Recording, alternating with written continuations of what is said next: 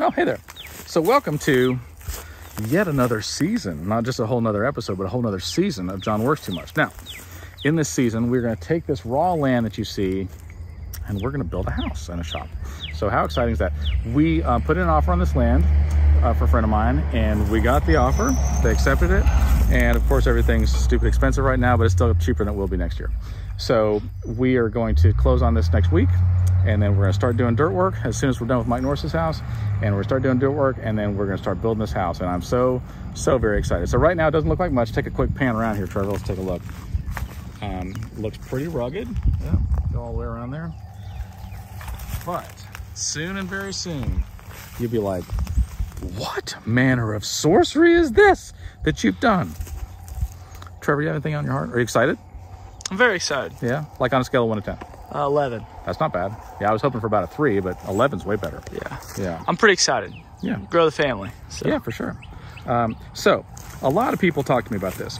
They're like, if God knew that you were going to go to heaven anyway, then why is he making us go through all this pain right now? And that's a valid argument. But let's think this through, okay? Put your thinking caps on. I'm sure you guys have it. And let's think this through. So let's just imagine this. You did not exist, and then poof, you did exist. And when you existed, you ended up in hell, because that's an option too, okay? You ended up in hell, and when you did, you just like were born, or however you come into hell, I'm not sure the details, hatched. And then you're like, for all of eternity, like, why am I here? I don't deserve this. What did I do wrong? And then if somebody comes along like, oh, well, I mean, you would have been a bad person on earth, so we just spared everybody the hassle. You would have been Hitler. But you're like, but knowing this, I wouldn't be Hitler. I would be a very good person. I would do whatever it takes to not be in this place. And I'm like, nah, sorry. We already knew what you were going to do, and we're going to judge you on what you would have done. But you'd be like, but that's not fair, because I didn't even do the bad thing. I'm like, yeah, whatever. Now let's think about the alternative. You don't exist, and then you are born or hatch or whatever into heaven. And all of a sudden you do exist, and it's beautiful. Magnificent, more than you ever could have possibly dreamed. It's amazing. But you don't appreciate it because it's all you've ever known. You're just like, oh, yeah. There's ice cream everywhere. You don't get fat. It's beautiful. Or whatever heavenly things there are, right? And so the way that God has it is perfect. Maybe sometimes you're like, not my choice, but that's okay, because he's building things that matter more. He's building your character. He's building your patience. He's building your love, kindness, things that matter, right? And we don't know what's next, but I do know this, that what we do now matters later. And not just like, ooh, I punched my ticket, right? That's like saying I took a shower once and I don't stink anymore. I'm like, you stink. You stink. You got to keep that relationship going, right? If I was married, which I'm not because nobody loves me, but if I was, and I'm like, oh, I'm married. Like, when's the last time you saw your wife? You're like, 26 years ago. That wouldn't be a great relationship. You might technically be married, but I don't think it's gonna last. All right, well, anyway, we are gonna build a house here, and dirt work will be coming soon, and then a house will be coming soon after that. So I'm so very excited. Love you guys. Ah, hey there. So we're out here at the new land, and as you can clearly tell, we did some clearing today. And we had to work on the Bobcat for a while. You can see it over there in the distance. Alan does amazing work. If you need something fixed, Alan is probably one of the smartest human beings on the planet Earth. So you could use him with money. You pay him with money and then he fixes things. It's amazing. He's great. But right in this general area, we're going to have a house. And then over back in here, we're going to have a shop. And it's going to be beautiful. Now, I have reason to believe that solar energy panels are stealing the soul of the sun. Don't argue with me unless you have proof that it isn't, okay? Because I just think that it makes you look foolish. And I don't want you to look foolish arguing with me, because I already am foolish. Now, indecision is something I have a really hard time committing to, but we are gonna go because I got some other stuff I gotta mess with. Unfortunately, at this stage, we have to deal with things like paperwork. Oh, hey there. So today we have done a lot more grading. Alan's done most of the hard work. We got the Bobcat out here. We put a culvert in, and now we have entrance because this was just completely overgrown. Take a look over here, Alan. That's just some of the brush that we knocked down. but there's a lot more, as you can clearly tell from my slides. Now, some people say that the earth is flat. You guys are dumb. Some people say that the earth is a sphere. You guys are also dumb. You know what the world is? The world is a vampire. And speaking of which, people a lot of times will ask me, John, what's your favorite kind of vampire? Who's your favorite vampire? And I'm like, you know, the guy from Sesame Street. And like, he doesn't count. And I'm like, I assure you, he does. So we got some gravel coming out. We're gonna put in a driveway today.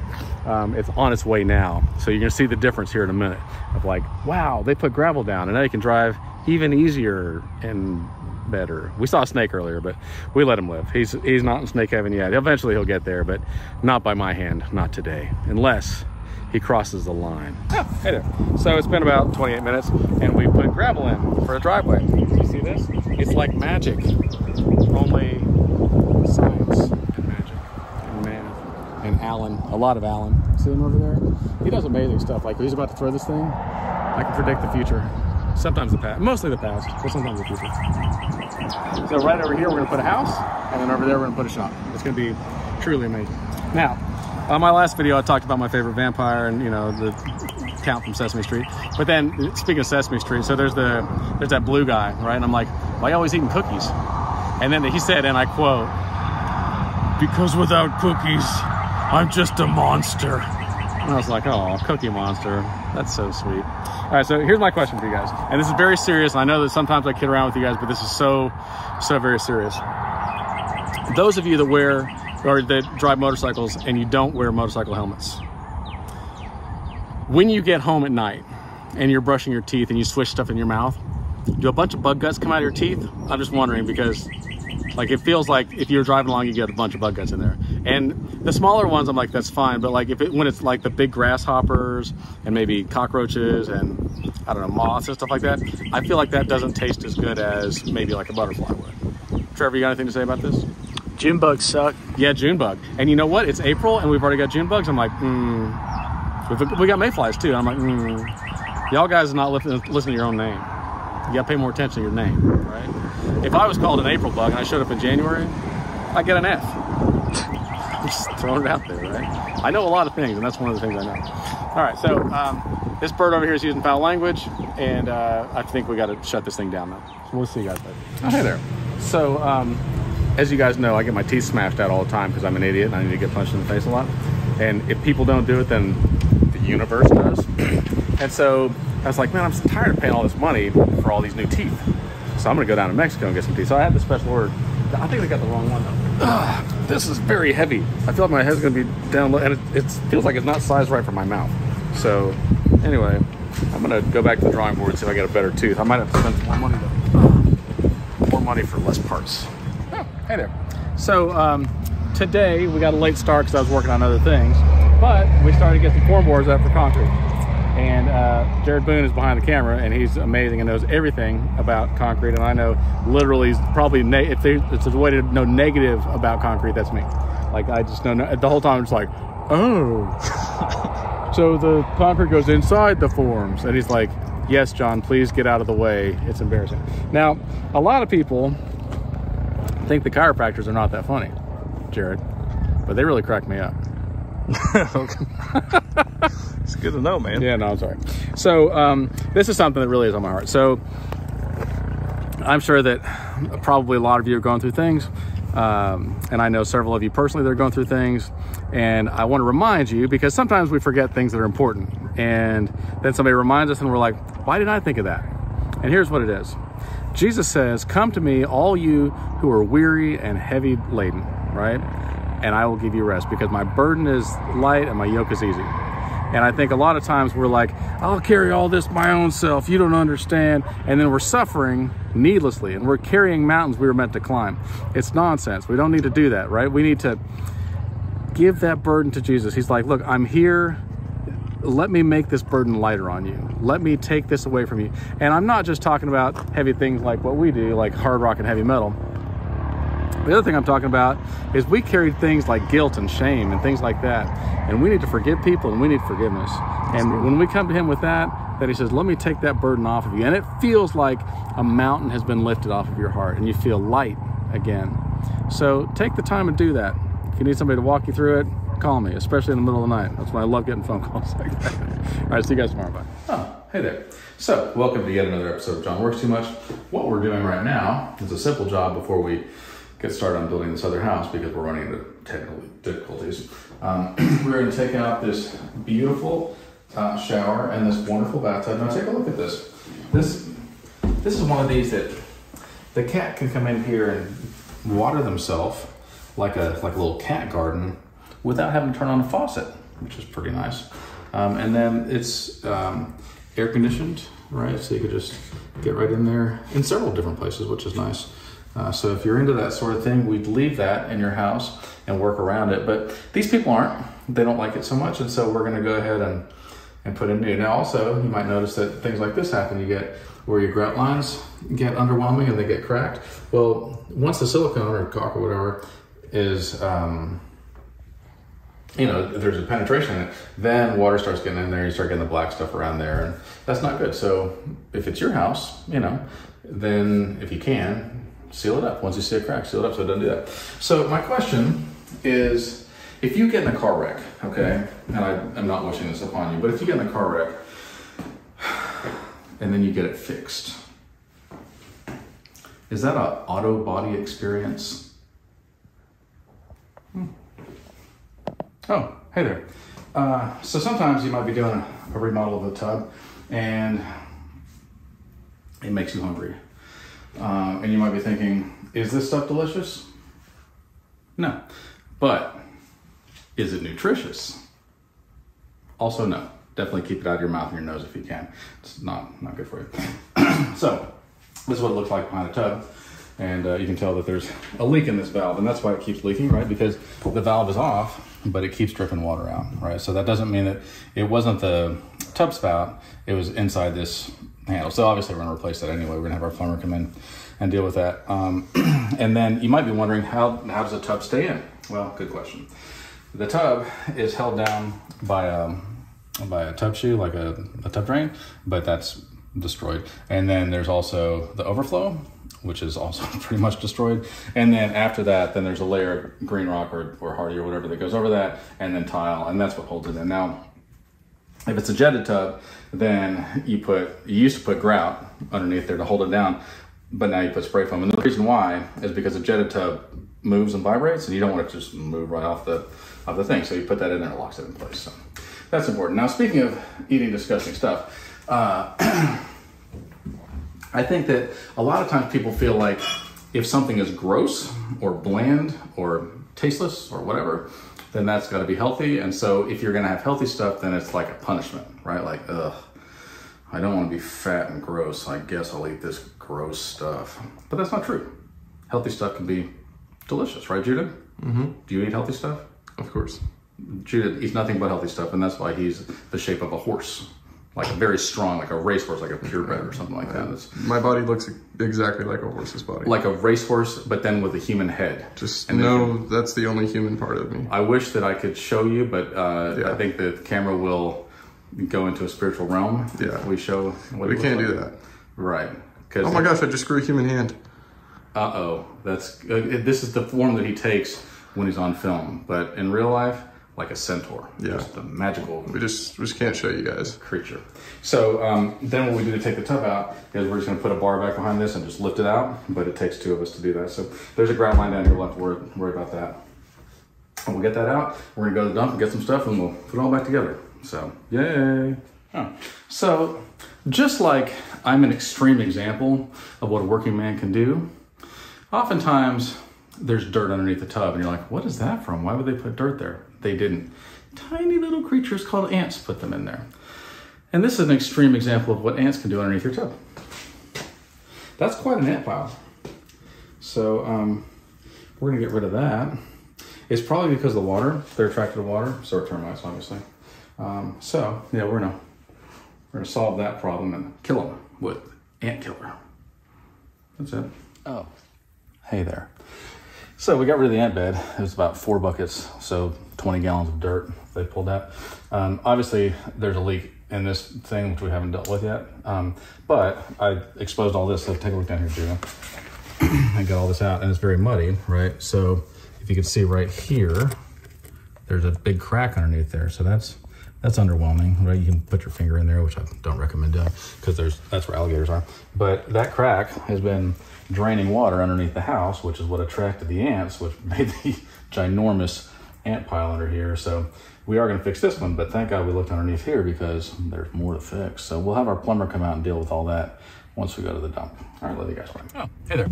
Welcome to yet another episode of Offensive Driving with John Tennell. So here's a couple things I'm confused about. Number A, why in the world do people still smoke cigarettes, right? Like for my entire life and before I was even born, we knew it was bad for you. So why do they keep making them, and why do people continue to start smoking cigarettes and then continue to smoke cigarettes? To me, that's the equivalent of like, hey, we found out asbestos is bad for you. I'm like, that's cool.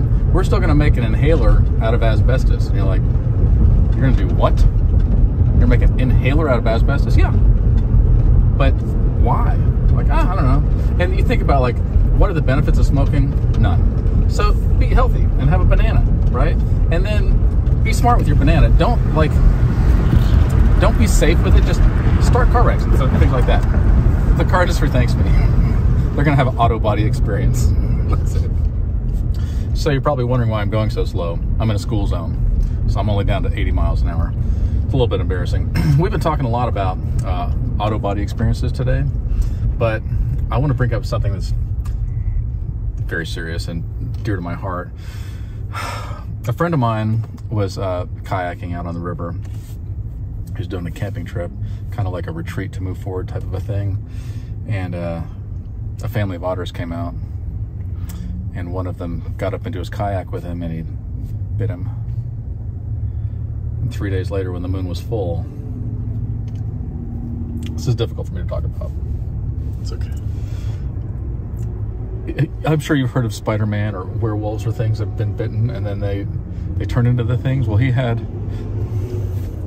an otter body experience. Hey there. So we were down here in the trenches. Come on down, I'll take a look. And you see we had to get the big jackhammer and the little jackhammer out. It's crazy. And then we went in there and we chiseled it all away, and we had our plumber come and he hooked it all back up. So now we got a drain piece. This has plastic over it and this will come off, right? And then we can work around it, and at the last minute we'll take it off. It'll be miraculous. I can't wait. So the other day, as you guys know, my dad's got skin cancer on his face and he's gone completely blind, right? So he fully lost his eyesight 6 months ago or something like that. And the other day I got an opportunity to go spend time with him. I was very grateful for that. And he got to go on a field trip, and the people at the hospice center said he could go on a field trip. And so I took him around and we went to several places. We went to the bank and we went to go eat, and we went to the grocery store and Walmart and all kinds of things. And then I realized how incredibly difficult it is to be blind in this world. Like, it's hard.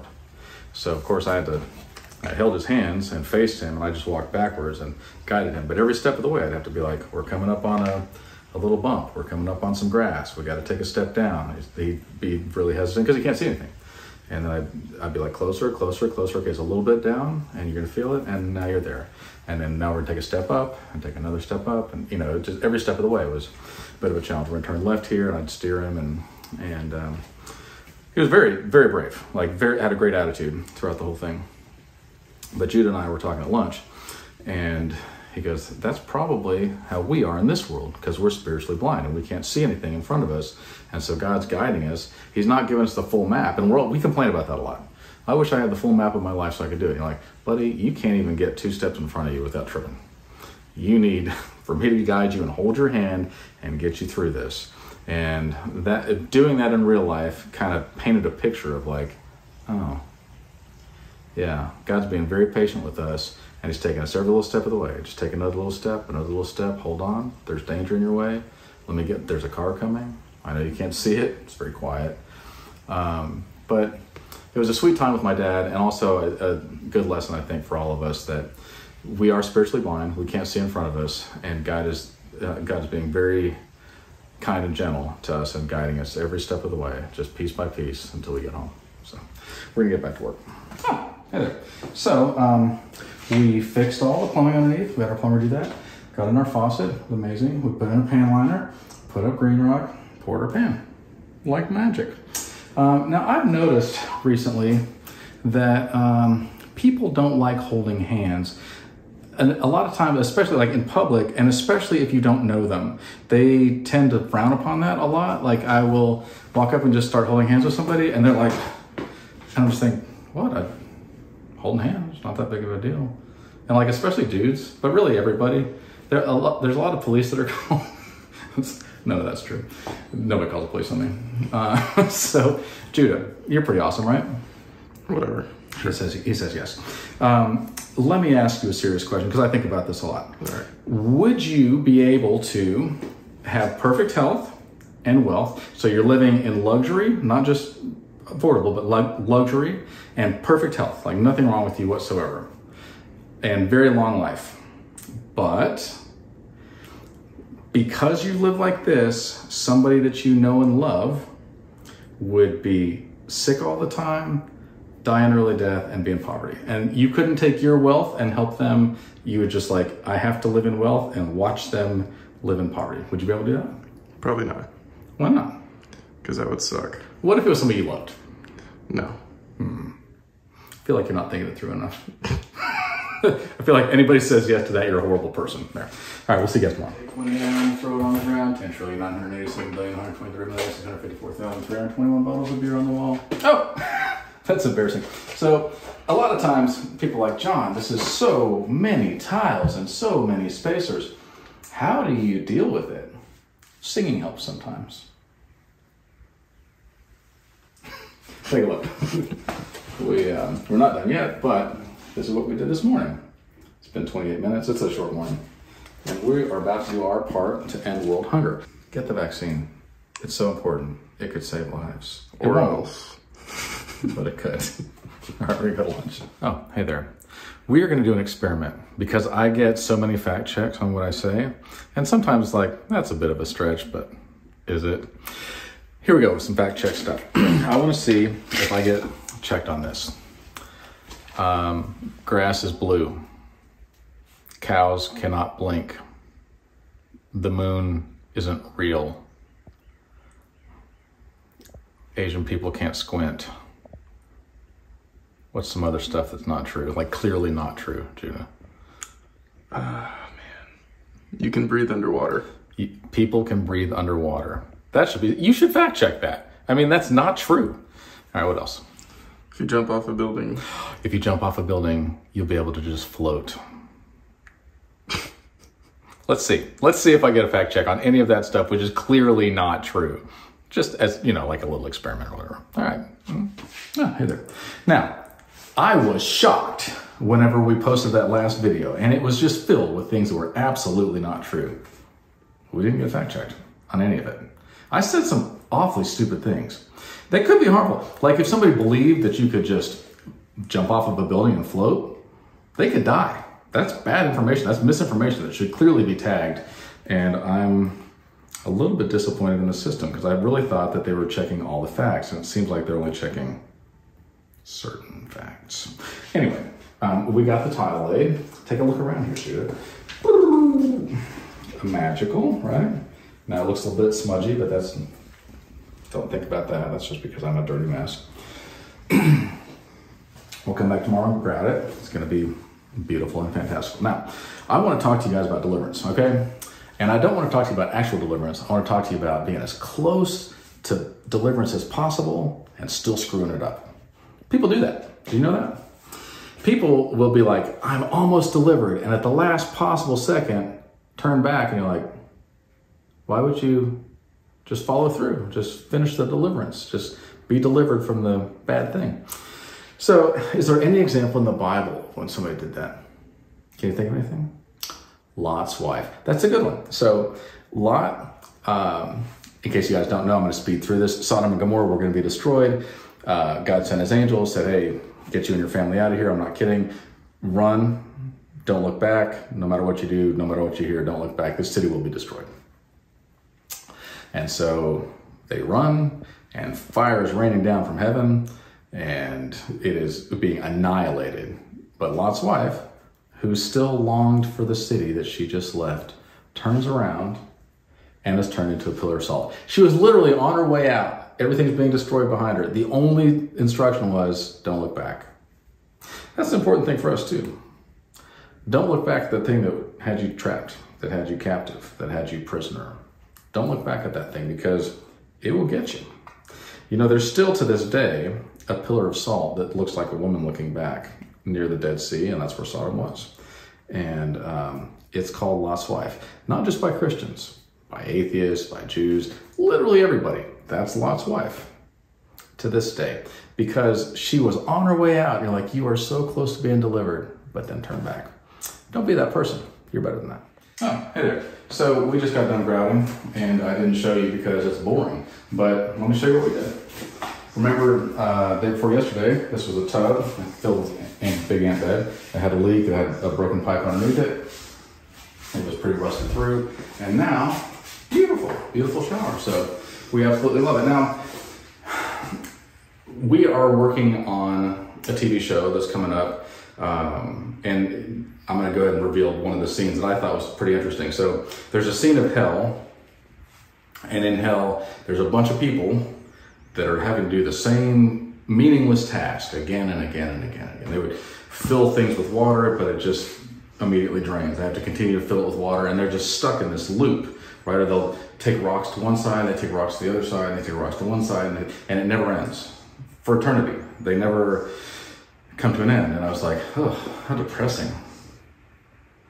But then I started thinking, like, how many of us do things like that? Like, we never grow. We never get past it. It just seems like these endless, meaningless tasks that never have an end. And you're just like, oh. But could we find a resolve to this? Could we actually fix it? I mean, I wonder if the person that was like pouring water went, you know, if I fill the hole, I could pour this and fill it one time and be done. Or the person doing the rocks, they're like, I think I'm gonna have a conversation and see where do they want the rocks and maybe possibly be done. Probably not in hell. But then I wonder, like, with us, could we solve the meaningless tasks that we're doing? Could we be better people? Could we just stop the stupid loop, the dumb cycle in our lives? And I was at this, I did an open mic thing the other night, and so there's people reading poetry, and one of the things they said, one guy, it was a really good experience, by the way, and one of the things that this guy said was, you have to pull the roots up for the weeds, or the weeds will grow back. And it's true, right? Like, if you think, oh, I dealt with this problem, and then you move on, and you go, oh, I dealt with this problem, and you move on, it keeps coming back, and it keeps coming back, it keeps coming back, because you're dealing with the symptoms, not their cause. And so I think that if you can get to the root of the problem, and get the root out of there, maybe your loop will stop. Maybe you can move on to the next thing. And I think that that would be wonderful. This dog is stuck in a loop. He's been barking nonstop. I mean, there's 3 of them, actually. There they go. Well, anyway, we're gonna go listen to dogs bark, because it's like music to our ears. And I hope you guys have a wonderful Saturday and do something fun. We're gonna go do other things because it's very, very early.